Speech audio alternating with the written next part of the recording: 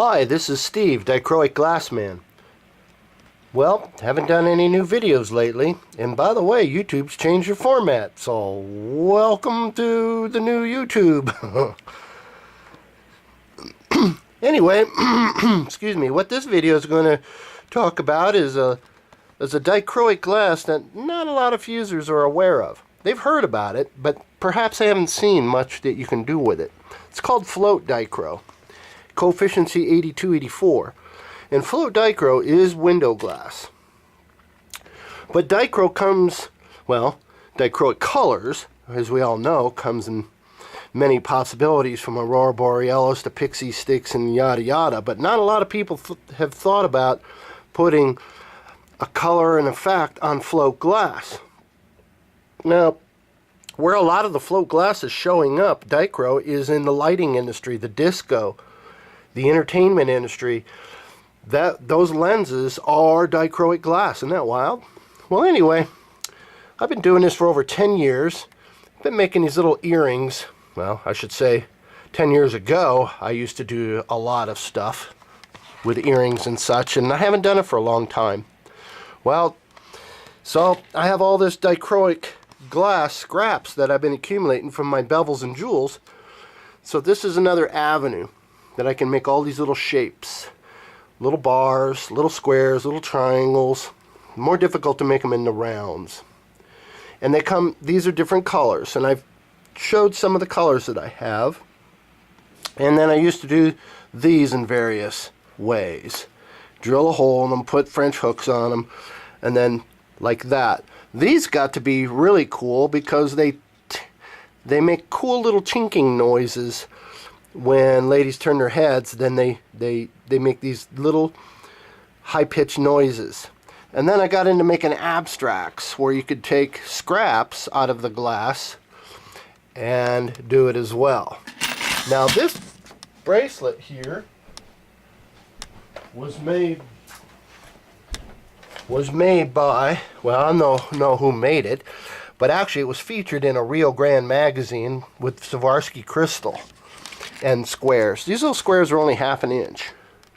Well, here's what a box, you've seen these kind of tubs before in those utility bins. That box right there represents about 3 or 4 pounds. And just to give you an idea, a sheet of float dichro only weighs 1 pound, 1 ounce. So you can see relationship to my hand. This is a lot of glass right here. This is about 4 pounds. So you got the equivalent of almost, you got 3 sheets and something just in this bin. It's very thin glass. Let's pick up a piece. I'm at the end of my camera here. So it's very thin. It's about 1/16 of an inch. It's very strong. I think piece for piece it's stronger than fusing glass. This is float. It's a tougher glass. So all you'd really have to do with this stuff is to cut it up and to fire polish it. It's not necessary that you go any farther, but if you do go farther than you ought to on this, then the ends start pulling. Let's grab this little piece. I'm using a diffuser. So the ends start pulling up and they start tucking in like pillows or something. It's not that crisp square edge. So you gotta be careful, like you would in any other glass, about over firing, because we don't want this stuff to ball up. Although when you do let it ball up, it does make little balls, little teeny little balls. So you can glue those on top of there, on top of here, this on top of that. And then there's a multitude of ways. There's all kinds of jewelry glues out there, E6000 and epoxy, so that you can do stuff like this. It's a fun new dichro. You can get a lot of mileage out of float glass, especially if I start selling it by the pound, as in this case, where I can bag it up and then I can sell it small little scraps for the cabochon people, so that you could do something along this line. This is a dichroic heart. Let me take my diffuser off because it's so bulky. But it adds glare, so that's why I'm using my diffuser. Let's get a close-up. The reason you're not seeing a lot of float dichroic cabochons out there is because there's not a lot of accessories. There's only one company that makes stringers. There's only two companies that make float accessories anyway. It's Armstrong and Yucca Gainey. There's only one company that makes frit. You can see little frits. The glass is really funky from Armstrong. It's literally painted on a clear glass, so that's funky. And then you got to get pretty clever about your glass choices. And without revealing what I'm doing in this cab, because I plan on making my fusing plan one day available to the public.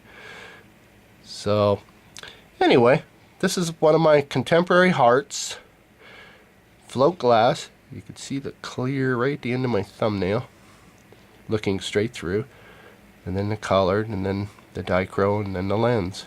So they're pretty trick. I like them. I've never seen a float cabochon on eBay or anywhere available on the internet, by the way. And so your float glass, it's very, very interesting in that you got to keep track of the up and down on float glass. Who would have thunk it? I never knew there was such a thing, but because the glass is rolled over a hot bed of, or a bed of hot tin, it creates a coating on the glass. Very important to know. So, kind of interesting about float dichroic glass. I'll get a close-up of that bracelet that we talked about earlier. Swarovski crystals.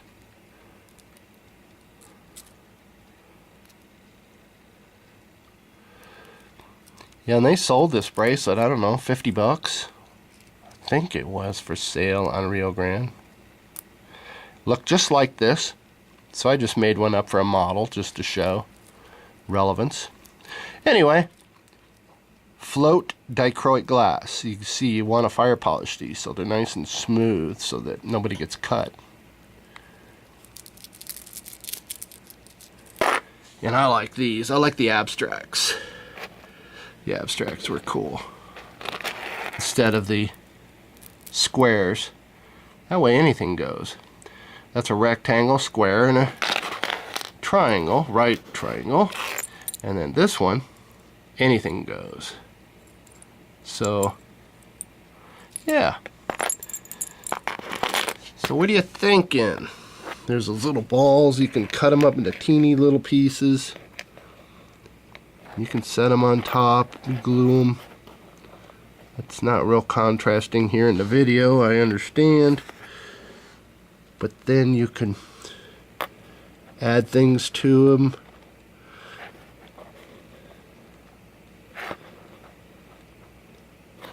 Yeah. And you can put a little ball, a little red one on top of there, what have you. Anyway, you can see, it's kind of fun playing with this stuff. But a lot of possibilities in another area of dichroic that not too many people are looking at, but perhaps this video will help. Talk to you later. Bye-bye.